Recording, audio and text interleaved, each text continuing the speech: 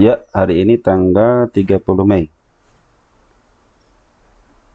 Ada tukar pikiran ya, si Atla, emiten Atla. Nah, kita lihat secara garis besarnya dulu ya. Nah, ini kemarin waktu tanggal 21 saya bahas 30-nya. 30 hari ini ya saya bahas, saya langsung istilahnya biar saya rekam lah gitu ya. 33 bet tanggal 29 tanggal 30 ya. Jadi saya bahasnya waktu tanggal 29, transaksi tanggal 29. Oke. Ini kan saham IPO ya. Kita lihat dari garis bandar bandar dulu deh. Bandar itu kan bisa terdeteksi siapa aja sebenarnya, kalau bandar itu banyak lah ya. Bisa bisa UE-nya, bisa yang lainnya gitu ya. Kita kan dia IPO-nya tanggal 16 ya. Kita lihat tanggal 16 April. Kita lihat di Olkan aja.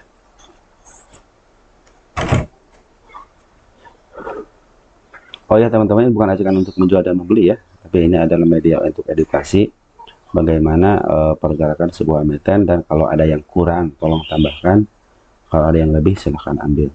Jadi bukan ajakan untuk menjual ataupun beli ya ini ya. Kita tukar pikiran aja, siapa tahu teman-teman ada yang masuk dengan analisa saya. Kalau ada yang kurang, oh kurang di sini nih ya, silahkan aja tambahkan buat teman-teman. Saya percaya kok teman-teman itu analisanya bisa lebih baik dari saya gitu kan. Kenapa saya rekam ya, saya itu buat istilahnya dokumentasi aja. Oh ketika si Y-nya si SH nanti saya lihat lagi gitu kan. Oh si SH tanggal sekian sekian dan sekian gitu kan, cara kerjanya sekian gitu kan. Terus ketika masuk si ini Foren, oh ternyata pergerakannya begini, makanya saya rekam ya. Baik, langsung aja dari bandar Pulau Terdeteksi emang ini cenderung untuk istilah ngebuang ya. Jadi ngebuang barang, kelihatan banget ngebuang barang. Pengambilan itu hanya terdeteksi waktu di sini aja nih, seminggu IPO dia narik, cuman maksudnya dibuang lagi, coba narik lagi, coba dibuang. Di sini kan udah candlenya udah panjang banget, otomatis dia emang harus ngambil ya. Di sini dia apa namanya ngebuang, di sini ngebuang, dia harus ngambil lagi karena dia kalau nggak begini ya nanti kena UMA, kena peringatan ya dari bursa. Minimal 3 candle panjang dia harus nahan lah, minimal 3 hari itu harus nahan dulu sebentar. Nanti biasanya mah saya dikelayang dulu sebentar, kalau pengen nggak kena UMA mau diturunin turunin lagi dah gitu kan. Kayaknya seperti itu. Lihat jelas sini ya, uangannya banget gede banget, gede banget. Terus dari IPO-nya itu baru keluar sekitar 7 ribuan ya. Ini dia untuk masyarakatnya 32%, ada sekitar 20 ribuan ya. Jadi ada sisa 13.000 lagi nih. Sebenarnya ada 13.000 lot lagi yang belum terbuang. Bagaimana itu? Nah, sedangkan di sini harga udah menyentuh ke 55 ya. Ini harga udah menyentuh ke 55, tapi pembuangan masih ada 13 juta lagi. Bisa jadi kemungkinan ya, ini kemungkinan mungkin mereka ada beberapa yang ditahan karena mungkin emitennya banyak gitu, bisa jadi seperti itu. Harga IPO-nya 100 ya di sini ya, udah saya kasih apa namanya tanda. Nah kalau kita dari Foren cenderung kemarin ngebuang di sini nih, waktu masuk ngebuang, ada pengambilan dikit-dikit di sini, atau pengambilan agak banyak, ngebuang lagi, dia ngebuang di sini. Nah di sini ngambil lagi, tapi terakhir kemarin waktu ini ngebuang ya. Kita lihat ya untuk tanggal 29 29 ya, 27 April 27 28 berarti ya? 29 ya, 29. Oh kita lihat bukan dari tanggal 27 ya, kita lihat April berapa sih, tanggal 16 ya, 7 ribuan lah ya, kita 7 ribuan. Kemarin terakhir tanggal 29 Mei dia ngebuang lagi sama-sama. Foren juga ngebuang, Kita lihat, jadi foreign ngebuang lebih besar daripada pengambilan ya. Jadi ini kenapa tendensinya merah, karena penjualan lebih besar daripada pembelian. Kita lihat AK, saya ingin lihat AK nih, beli 5 jual 3, berarti masih ada sisa si AK. Kita lihat dari sini ya, kita lihat dari tanggal 16 Mei 16 Mei, kita patokan aja 16 Mei ini kan dia ngambil nih ya. Jadi sini masih ada si AK sama si AG. Nah si AG nih masih ada nih ya. Biasanya kalau si AG itu seperti ini nih, dia suka ngambil gap bawah gitu. Makanya ini yang nguasain kan si AK nih. Si AK mainnya seperti ini gitu ya. Dia bagus juga sih mainnya ya. Ketika dia sideways di sini jadi tahan. Nah, kalau menurut saya ini hati-hati di area 54. Saya selalu percaya dengan candle yang seperti ini itu dia akan menuju ke sini ya, hati-hati aja. Di area supportnya itu berarti support yang pertama di 55 ya, 55 ini. Nah, support pertama 55 apakah akan ketembus lagi? Kalau ketembus berarti kan bisa ke 50 kan. Kenapa 50? Ya pingin aja ke mereka ke 50 gitu kan. Cuman hati-hati aja ketika nanti terlihat foreign masih ada, cuma nanti ini jadi lurus, artinya lurus itu si foreign tidak melakukan apa-apa. Nah hati-hati seperti itu. Dan si bandar juga hati-hati ketika dia udah mulai lurus. Kalau ini udah mulai ke bawah, nah kita akan lihat di sini nih untuk hari ini ya, apakah ada penguatan balik atau tidak. Kemarin sempat ngambil ini sama si bandar itu sempat ngambil ya. Nah, ini kan si Y nya si SH nih. Kita lihat di O nya si SH masih ngebuang ya kemarin ya. Ada 467. Yang dari masih apa, si AJ, si JP, si CP. Nah, ini si AJ sama si JP sama CP lumayan lah, broker lumayan ya. Ini biasa si CP itu suka dipakai sama bandar juga, si JP juga suka dipakai sebagai bandar juga. Cuman di sini tidak terdeteksi si CP sama si JP bandar, artinya dia emang pemain lain. Mungkin bisa pemain baru ya. Di sini yang terdeteksi hanya si SH sama si HD. Berarti kita harus perhatikan sama si HD sama si SH. Kalau si SH kan udah tahu nih underwater ya. Ingat ya, underwater itu bisa dia bisa punya barang di harga berapa aja dan bisa dipecah-pecah gitu akunnya gitu kan. Apalagi seorang bandar, kalau bandar kan minimal mereka punya beberapa akun walaupun di broker yang sama, tapi beberapa akun yang sering saya jelaskan seperti itu. Nah di sini ada gap nih, ada gap ya antara rentang 67 harga 67 sampai 100 ke harga equalnya nih. Ini seperti yang mengasih tanda bahwa saya harus ke harga IPO untuk menjalankan mulus lukisan market maker. Biasanya mereka harus nutup dulu gap. Nah baru kalau mau turunin silahkan gitu kan. Kenapa? Karena mereka juga harus memperhatikan istilahnya technical analisis gitu. Kenapa? Biar mereka itu yang technical analisis gitu kan, yang suka istilahnya suka bikin konten, suka bikin apa-apa itu, oh bisa dibetulkan gitu loh. Oh berarti tidak merusak lukisan market maker gitu kan. Kan yang membentuk seperti itu kan market maker ya, yang membentuk seperti market maker. Nah untuk tambahan yang biru ini kan ini adalah foreign ya, foreign. Artinya foreign ini masih masuk terus, cuman dia bagus sih kalau foreign jual beli ya. Artinya ketika foreign beli nih, harusnya kalian itu istilahnya, oh ini foreign udah mulai beli lagi nih. Belinya di mana? Contoh belinya di sini gitu kan. Kan lumayan berapa tik tuh kan, dari mulai 68 ke 71 kan masih bisa dijual di 69 ke 70 gitu kan. Apa kalau sampai ke 75. Sebenarnya kemarin pembukaan udah bagus ini. Dia buka di harga 72 ya. Harga 72, cuman di bawah ke atas sedikit, cuman diturunin lagi, semua udah pembukaan udah bagus. Cuman karena pengen jualan ya akhirnya si Esa jualan lah, mumpung istilahnya di sini kan udah hampir di emak gitu ya. Cuma ditarik lagi, mumpung bisa masih jualan, tidak ada perhatian dari bursa ya akhirnya mereka jualan. Seperti itu teman-teman. Kalau menurut saya ini ada apa istilahnya pendapat saya kan, kalau pendapat bebas ya, nanti tambahkan aja. Pertama dia punya gap ya, gapnya ini sangat jauh banget gapnya. Dia waktu di sini langsung open ARB, sempat ditarik, bagus banget sebenarnya ini ya. Waktu di sini itu sembari mereka itu narik sembari jualan nih, keren banget ya. Ini keren banget ini, sembari narik sembari jualan. Itu kan. Siapa pelakunya? Tanggal 21, coba lihat. Tanggal 21. Tanggal 21 kita lihat pelakunya siapa. Ada si JP, ada si HD, CP, JP, HD, CP. Nah, inilah broker-broker yang harus kita perhatikan. Nah, sedangkan waktu tanggal 29, kita lihat 29, kita groskan. Ya, si CP udah masuk lagi nih ya.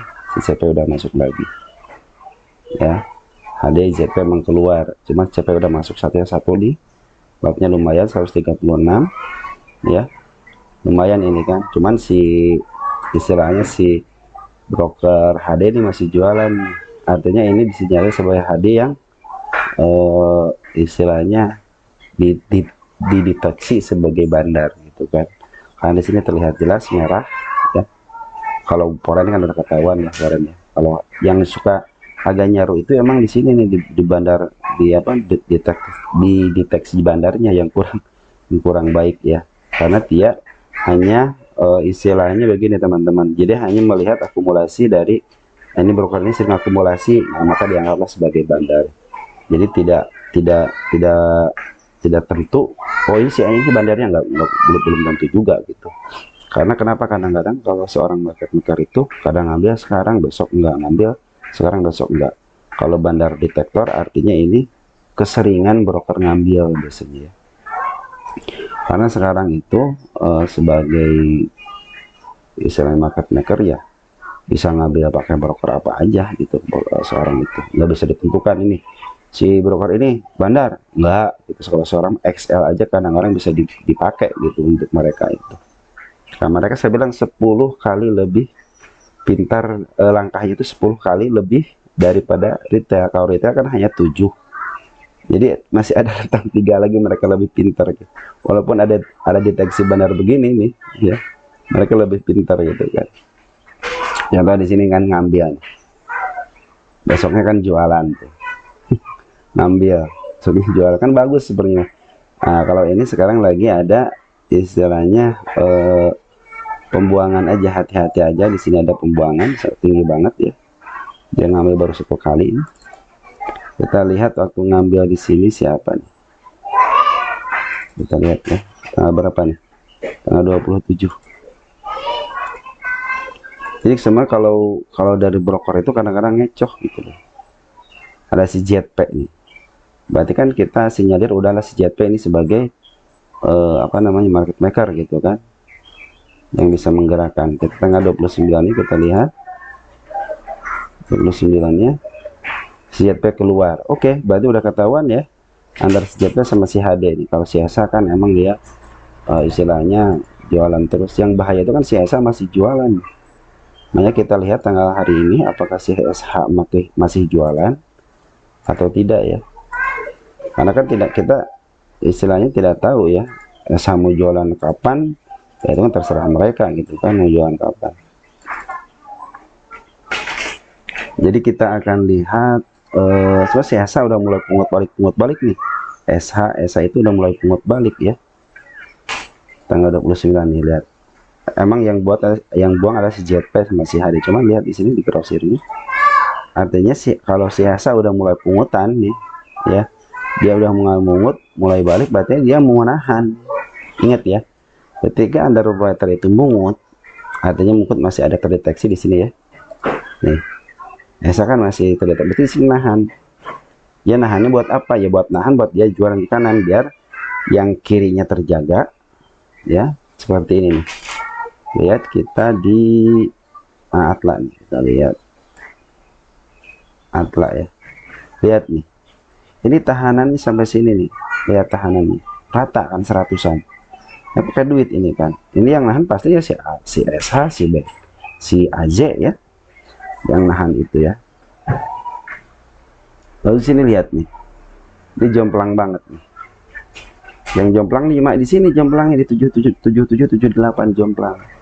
Artinya mereka sudah untuk nahan barang ini aja udah segini, berarti mereka masih kekurangan barang kayak 100 ya, 100 ribu lotan ini. Berarti mereka masih, bukan masih, apa istilahnya, barangnya seperti yang kurang di sini. Cuma kalau di sini duit banyak sampai sini, di sini di 59 dia kecil ya. Nah itu sebagai support juga sebenarnya. Kalau 59 di mana coba 59 dijauh banget ya. Nah di sini nih, nah pas di sini, anggap aja di sini lah ya. Dia kenapa menjual? Mungkin mereka butuh duit ya. Kalau yang nahan di sini kan siapa gitu, kalau bukan dari duit gitu kan.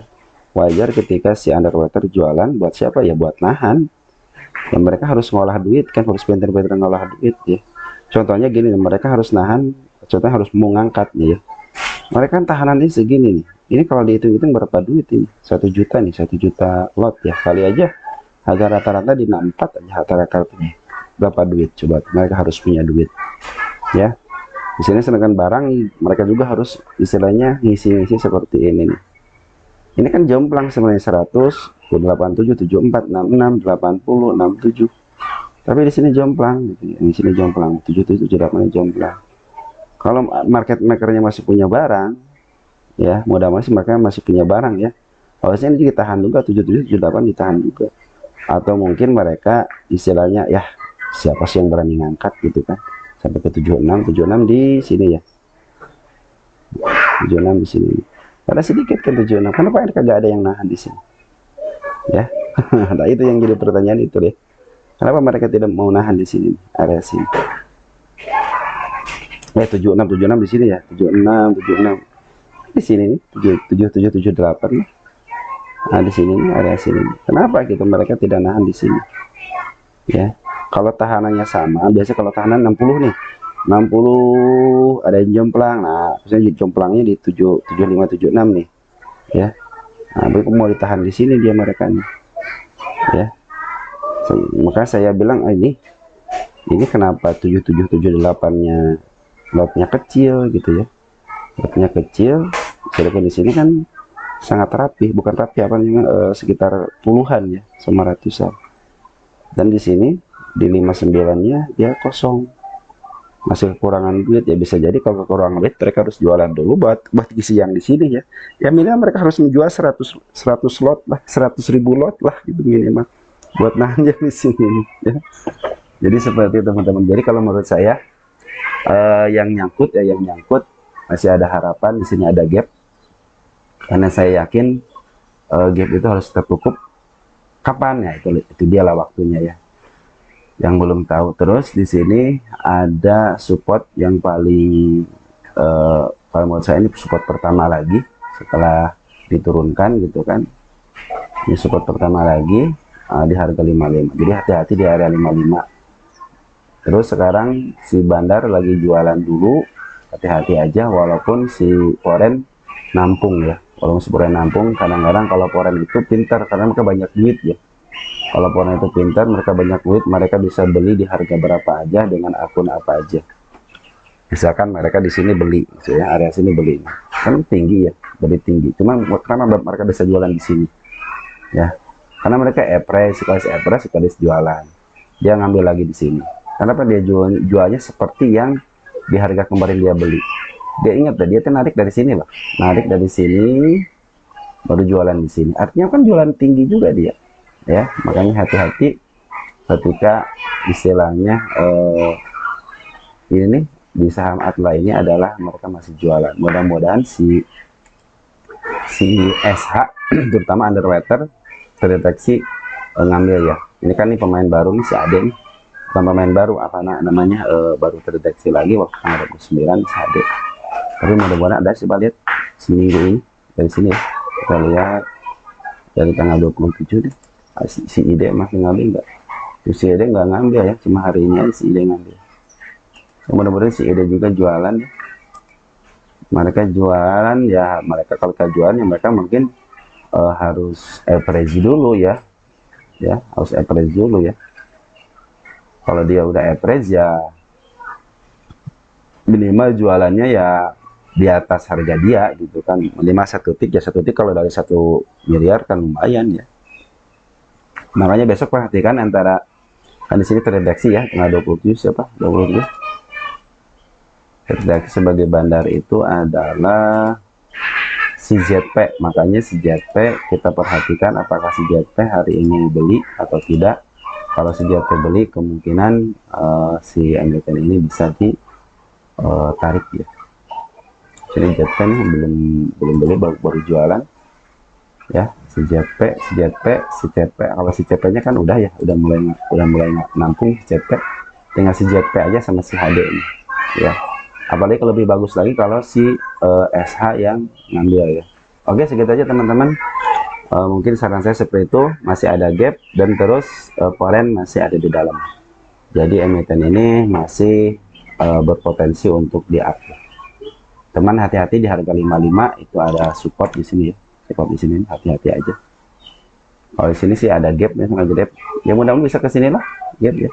Nanti kalau udah berjalan sekitar 3 bulan lah, akan saya coba untuk hitung harga wajarnya berapa ini ya. Tapi kalau untuk harga sekarang, harga wajarnya lihat aja di buku harga bukunya, ya itulah untuk harga wajar sekali harga bukunya aja. Oke.